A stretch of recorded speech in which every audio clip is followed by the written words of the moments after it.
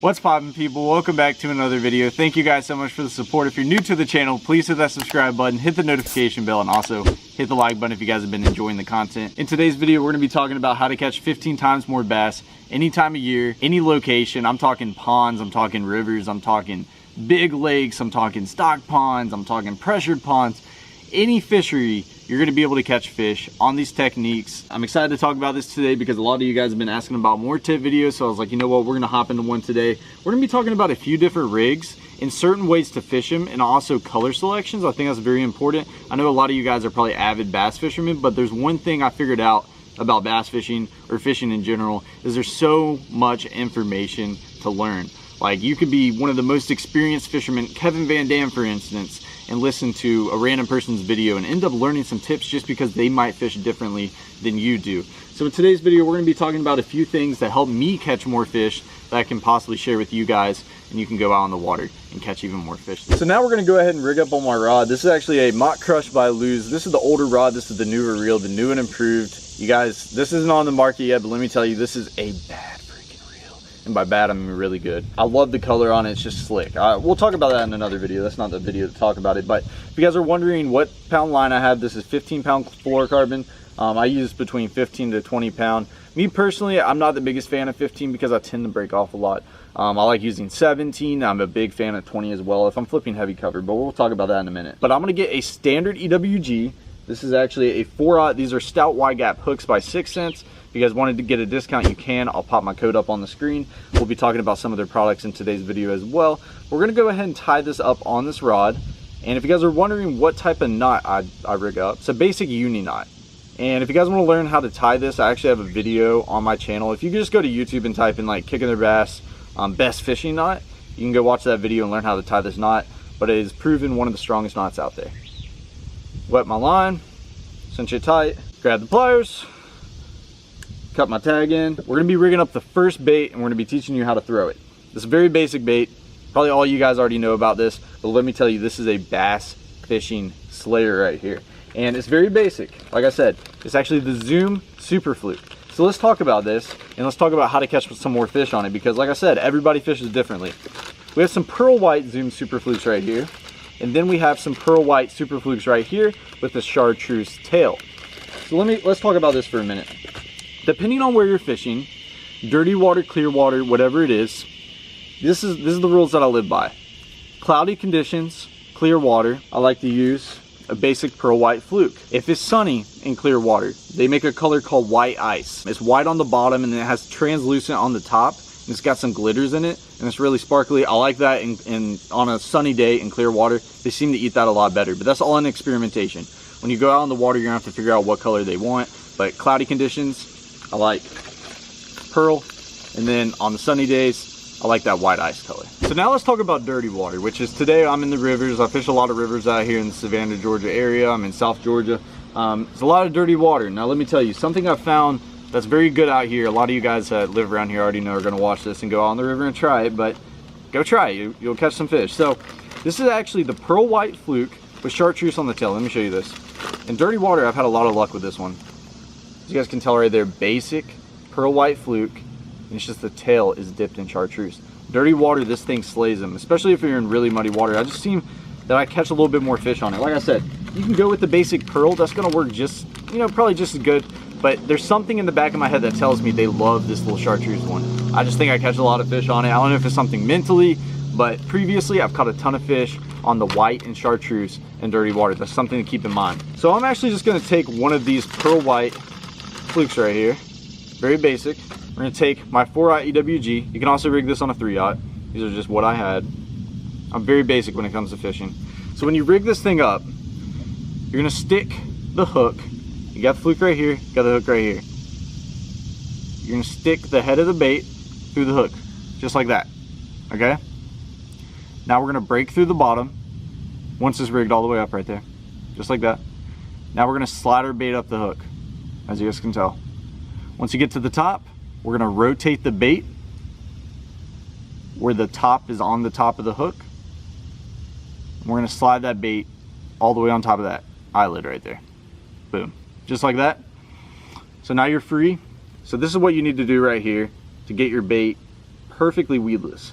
So what I usually do is I'm gonna take my fluke and I'm gonna lay it next to my hook. So you have the front of your hook right here, and you have the back of it right here. Right here, where this back aligns to the bait, that is exactly where you're gonna wanna penetrate the point of the hook. So right here on the end, it aligns right there. So I'm gonna line my bait up. All right, that's where I need to penetrate it. Boom. Penetrate the hook through the bait, just like that. And now what we're gonna do, so you have this little point. Last thing you wanna do is have this out, because at the end of the day, if you're throwing this around some grass, if you're throwing it around laydowns, any type of cover, you're gonna get snagged. So you wanna make this weedless. Now we're gonna push the point of the hook into the bait by bringing the bait up, sticking it into that hook. So right there, you got a weedless fluke right there, weightless and weedless. So this bait is gonna go perfect through any vegetation. It's gonna go through the cover, great as well. And you're not gonna get hooked up. Like I said, if this hook's exposed, you're gonna be hooking all types of cover. You're gonna be hooking that vegetation. You don't wanna deal with that. So you wanna bury that hook in the bait. And that's what's gonna keep it weedless. So this is the rig that we're gonna be using today. What I love about the fluke rig is it's almost a moving bait and a slow moving bait at the same time, because there's multiple different ways you can work it. It's very versatile. You know, when people work a fluke, they think you just throw it out there and you're twitching it back. Some days I want to throw it out there and just leave it there. So let's go ahead and hop up here real quick. By the way, we're going to be talking about multiple different baits today. This isn't the only bait that we're going to be talking about, but I wanted to demonstrate this one first. So let's go ahead and hop up here and give this thing a cast. All right, so we have our rig right here. We're going to be casting it out and we're going to work it one specific way right now. And this one's very basic. A lot of you guys are already going to know it. So the spot that we're fishing right here, we got a bunch of cypress knees laying down in the water. We also got some lay downs, you know, just basic cover that's laying along the bank. What we're gonna do is we're gonna take this fluke, we're gonna cast it right up on that cover. Cast it up there, we're gonna twitch it back. So I might give this thing a couple pops. 1, 2, let it pause. 1, 2, 3, let it pause. 1, 2, let it pause. 1, 2, 3, and continue that process right there. That's a very basic way to work a fluke. If you guys didn't know, this is pretty much a soft plastic jerk bait. So you can pretty much throw it on any of this cover, throw it out there, hits the water, jerk, jerk, jerk, let it sink. And you can pretty much play with your pause. If you want to pause it for 10 seconds, you can pause it for 10 seconds. If you want to pause it for 2 seconds, you can pause it for 2 seconds. That's what I like about the fluke, and more importantly, that's what I love about fishing, because there's no rules to fishing. So that's a very basic way to work a fluke. All you guys probably already know that fish a fluke, but that's very basic. Now, the way that I started fishing a fluke, especially in tough conditions, right now that you guys are watching this video, you guys might be watching this at a different time of year right now, but when I'm putting this video out, it's summertime right now. It is very hot. There's fish and there's bass, especially largemouth. They love lay downs, they love cover. So what they're gonna do on a hot summer day, especially on a river like this, they're gonna tuck up against that cover. So those lay downs that are in the water, those bass are gonna tuck up right against that in the heat of the day. So it's very important to target those things. So what I'm gonna do is if I target a nice lay down along the bank, I'm like, man, that really looks like there's gonna be a fish there. It's a good piece of cover. What I'm gonna do is I'm gonna take my fluke, I'm gonna toss it out there, and I'm gonna let it hit right next to that cover, and I'm just gonna let it sit. I'm not gonna move it one bit. I'm just gonna let it sit like this. Every once in a while, I kind of barely lift my line just to feel if there's a fish on there. Barely lift my line, maybe pop it a few times, just let it sit. Lift up a little bit, make sure there's not a fish on it, pop it a few times, let it sit. Now I'll be like, all right, there's not a fish there, I'm gonna reel back in. Now there's another lay down, I'm gonna throw that lay down, boom, repeat the process. Let that bait sit there. This is one of the best techniques for when the bass are super finicky, they're not super aggressive, they don't wanna fish anything. That's why I say a fluke is an awesome bait. It's very versatile, because you can't do that with a lot of baits. You know, a lot of the baits you either throw in, you reel in, you can't really do much with it. But with a fluke, you can either jerk it in really fast, or you can actually work it really slow on that cover. And I'm gonna tell you, I don't see many people do that with a fluke, but I'm telling you, throw your fluke out there, let it hit the cover, don't even move it. Just let that thing sit. And if there's a fish on that cover, he's more than likely gonna eat that fluke. And if he doesn't, you move on to the next lay down. So that's one of the best ways that you can work a fluke. It's a very versatile bait. Go out there, give it a shot, throw it out there on some of those lay downs and just let it sit. You know, the average person is gonna throw it out there and start jerking the heck out of that thing. And that is fine. You know, this fish might be a little bit more active that day. They might want to chase something. But let me tell you, next time you're on the water, try out that little technique. Throw your bait out there, just let it sit, dead stick it completely, Check your bait every once in a while. Give it a couple little sporadic pops just in case the bass is nose down at it. I'm telling you, that'll help you catch some more fish. Let's go ahead and talk about the next rig. All right, so we talked about the fluke. We talked about how it can be a great bait to find those bass, you know, work it a little fast, but it can also be a great slow moving bait by just dead sticking that on the cover. Especially in the summertime, those largemouth love wood. They're gonna tuck up against those laydowns. You guys need to try that, I'm telling you. Take that fluke out there and go dead stick it on some cover. Come back to my videos and tell me how many fish you end up catching. So I'm telling you, it can be very deadly. And another bait that would be good for that is also just a standard trick worm. Rig a standard trick worm on a straight shank hook. Do the same thing. Just throw it on cover, dead stick it. Don't even twitch it. Don't move it. You know, people out there throw floating worms. Just throw a regular finesse worm out there on that tree. Don't even move it. You'll catch just as many bass as if you're throwing this fluke. So now we're going to talk about the next rig. This is a basic Texas rig. We talked about this in plenty of videos, but there's a couple things I want to talk about that you guys probably won't know. So right here, I have a basic 1/4 ounce lead weight on a 4/0 EWG hook. You guys are probably asking, Noah, why do you use lead weights? Well, out here on the river, Ogeechee River, Savannah River, there's a lot of mudfish. If you guys don't know what a mudfish is, it's like a dogfish. They'll break you off. They have little teeth, and let me tell you, they're aggravating. When you're out here trying to catch bass and those things are just biting the heck out of you, it can get annoying because you'll break off a ton of rigs. Therefore, I use, you know, regular lead weights instead of tungsten because I lose a lot. So it saves a little bit of money, but you can go with the tungsten weight as well. It'll also be a little bit more sensitive, but for this video, I'm just using a basic lead weight, a standard 3/0 EWG, and those are in the stout wide gap hooks as well. So when you're throwing a Texas rig, there's a couple different baits that you can put on it, and I think they all have their time and place. We're gonna start off by talking about the clout. And a lot of you guys already know about the clout. We've caught some big fish on it, but let's go ahead and talk about colors. A lot of you guys always ask about colors. Noah, what color should I throw? There's so many soft plastic colors out there. When and why should I throw this bait? Okay, so we have two colors right here. I keep it very basic. Guys, you're gonna learn one thing about me when it comes to bass fishing. I keep stuff very basic. So we have 2 packs of 6 cents clouts right here, 2 different colors. Let's talk about the first one. So if you guys are fishing clear water, you know, it's not too dirty, it's not stained, it's not super chocolate milk muddy water. You know, you're fishing fairly clear water. It's got a good bit of visibility. I would suggest a green pumpkin, a watermelon, or like a watermelon red. Those are the 3 basics in clean water. Or if you're fishing a place like even Lake Lanier, spotted bass out there, they love Morning Dawn. They love a light pink. But any colors like that, your green pumpkins, your watermelons, your watermelon reds, your Morning Dawns, those are gonna be good in clear water. That has a lot of visibility. And that's what I have right here, basic green pumpkin clout, very basic. And this fish will munch that thing up in clear water. Does that mean you can't throw it in dirty water? No, this color right here, green pumpkin, I believe will work anywhere. Dirty water, clear water, anywhere. But if I was gonna throw it anywhere, it'd be clear water. But let's talk about the dirty water color. This is one of my favorites. We have a few colors. This one is actually called Dark Water Bug. It kind of already explains itself. As you guys can tell, I only have one left in the package. But let me show you this color right here. This is my favorite one. These are also by 6 cents. Like I said, if you guys want to go check them out, I'll drop the link down below. But this one actually has half black and half purple with blue flake. This is by far my favorite dirty water bug of all time, or dirty water color of all time.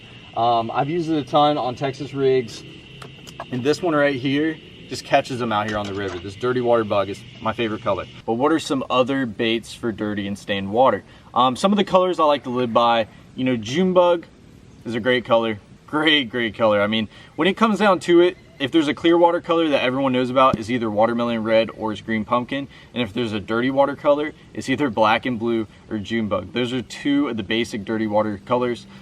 June bug, black and blue. You got June bug red, that's really good. You got this dirty water bug, which I just absolutely love, one of my favorite colors. You got black and red. Black and red kills it, let me tell you. It's the same as black and blue, just with red flake. And there's a bunch of other darker colors, but dark colors for dirty water. If you're fishing stained water, chocolate milk, use these dark colors. There's actually a color that me and my buddy Bradley love to throw. It's actually called sapphire blue, I want to say. And it's just a bright blue that also works amazing in dirty water. And we've caught a lot of good fish on that. But let's go ahead and rig this bait up. It's going to be basic like the fluke. So we got our EWG hook, we got our Senko. We're going to rig it right through the head of it. Like I said, with the fluke, we're going to pop it through, rig our bait all the way up on top. Boom, just like that. We're going to lay it, figure out where we need to penetrate the hook. Boom. Bury the end of the hook. you got yourself a weedless Senko right there. And then we got our little 1/4 ounce of weight. Boom, right there. And so let's talk about where you want to throw this bait. So this bait's going to be really great around cover. If you're fishing cover, if you're fishing grass, it's going to be great. Now let me tell you, if you're fishing a lot of ponds that are very shallow, there is a way that you could catch a lot more fish. You need to take this 1/4 ounce of weight off, so it's just weightless. You got Senko and EWG hook. If you're fishing really shallow water or a bunch of slop, that will catch a lot of fish, especially in ponds. Weightless Senko just kills it. You could also throw a wacky rig that'll catch a lot of fish as well. But if you're fishing cover or deeper water, right there, just put that little bullet weight on there, you're gonna catch a lot of fish. So let's go ahead and throw this on some of these laydowns. We're gonna talk about how I would work this bait. All right, we got our Senko right here. We're gonna talk about a couple of different ways to fish it. Very basic, man, very basic. You're gonna throw it out there on those laydowns, on that cover, on that grass, whatever you're fishing. You're gonna let it hit the bottom. That's very important with this bait. It's a bottom bait, so you're gonna wanna work this thing on the bottom. It's not like that fluke. You don't have to wait till that hits the bottom. That's somewhat of a moving bait. It's something that a fish will chase. If you're fishing any worms or crawls, you're gonna need to work that on the bottom. So we're just gonna throw it out there. There's a couple different ways to work it. Very basic way that almost everybody fishes, you know, a Senko, a Texas rig, a shaky head, any sort of bottom bait, just basically hopping it on the bottom. You know, just kind of, just like this. Making sure you're keeping bottom contact, making sure that bait's on the bottom, and just hopping your bait. Very basic. And that, you know, that can catch fish. But let me tell you, you're gonna go out there and there's gonna be some days where those fish are not wanting to bite. You know, that summer bite, super hot outside, those fish are just not wanting to eat anything. Now this is when I'll throw my bait out there on that cover, just like I was talking about with that fluke, let it sink to the bottom, and I don't even move it. And you just dead stick it. That's called dead sticking the bait. And let me tell you, there's gonna be days where you're gonna need that technique. So if you guys don't know about dead sticking, if you've never done it before, next time you're not catching fish, go out there, dead stick your bait, and watch how much more fish you catch. That is a great way of catching them when they're really finicky. And then there's one more way that I do. Personally, there's not a lot of people who fish it like this. A lot of people fish it like this when they're bed fishing, and when they're trying to get a bass's attention to eat a bait. I'll throw my bait out there on the tree. I'll let it hit the bottom. And then this is what I'll do. Instead of just straight up hopping it or dragging it, I'll actually hold my line to where there's no slack in my line. And I'm just gonna hit the back of my rod, just like that. And what it's gonna do is that worm's gonna be on the bottom. Since I have no slack in my line, when I hit this, what that worm's gonna do is just gonna be like this, fluttering at the bottom. It's not gonna have enough movement for that bait to be hopping back towards you like you were going like this, hopping your bait. But it's gonna keep that bait in the same spot. And when you're hitting this, the tail is just gonna wag. Let me tell you, that is a killer way as well. If you guys can't catch any fish, go try that. So next time you're on the water and you don't have many bites, throw it out there, work it the way that you normally would. Then you think in the back of your head, they're like, you know what, Noah told me to dead stick this thing. Go try that. And if they're not biting that, go try what I just told you. You know, throw your bait out there, work it very slow, pretty much dead stick it, but hit the bottom of your rod. So what that's gonna do is, say we threw it out there and we're dead sticking it. That worm is just on the bottom, okay? And that bass just comes up and he's just looking at that bait. But he's not doing anything. Once you start to hit your rod and that tail just starts moving, that could create a reaction on that bass. Bass are predators and they react to movement. If that bass starts to see that worm moving and it does something weird, he's gonna go engulf that bait. So that can be a great way. You know, if they're not eating it while they're dead sticking it, start playing around with that. Give it a little bit of movement, not much, give it a little bit. And that would probably help you catch more bass. Since we talked about a couple baits that you need to be throwing to catch more fish, if you aren't throwing these baits, you need to go out there and throw them. Are these gonna catch the biggest bass in the world? Maybe, okay? They're not gonna be big bass hunters, but you are gonna be able to put a bunch of fish on the boat or a bunch of fish on the bank using these baits just about anywhere and any time of the year. That's why I love these and that's why I wanted to talk about them. So now, since we talked about some of those baits right there, one thing I would like you guys to do is drop a comment down below on what other tip videos you want to see. We're going to go ahead and actually go fishing with these baits and catch some fish. So I hope you guys enjoyed the rest of the video. Hit that freaking like button. Drop some tip videos down below. Let's go ahead and get it started.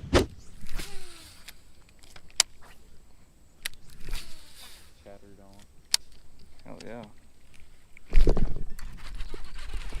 That's not a bad one. That's not a bad one at all.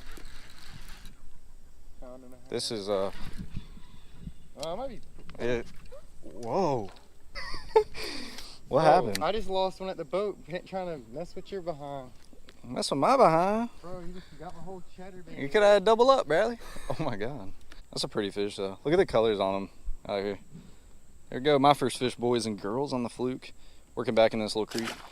See if we can catch some more. That was good. Bradley had a bite at the same exact time and missed him. We got 3 bites right here. Crazy. When they actually eat it. Oh yeah. That's a bass, bro. I skipped right under that tree. That was crazy. That's a good one. Right there, guys. I skipped that fluke right up on duty. I saw it. That was really cool. Blew up on it like a topwater. That's a pretty bass right there. That's a beautiful Ogeechee one. That's a good one, Bradley. That's one that you need. I mean, he's fat, probably about 1.5 pounds. Look at his thick belly. That was a really cool bite. Skipping that thing up on the tree, that was so cool. Beautiful markings. That's what I love about these fish in that tannic water. Beautiful colors. Go ahead and give him just a little toss. Get a little up close release. Come on, Bradley, double up before it leaves my hands. Beautiful fish. Look at the markings on that. You can't see the lateral line as much, but it's pretty colors. There he goes. That bite was insane. That bite was really cool. Yeah. Oh no. Forgot I had my. Oh! You have a fish! Or a tree. No, you got a dang good one too. Swallowed it. No, it didn't. That's a good one. That's a 2-pounder. Dude, Good that's one. a good one. Yo, that was funny. You literally picked up your rod and it was just going. It almost went in the water.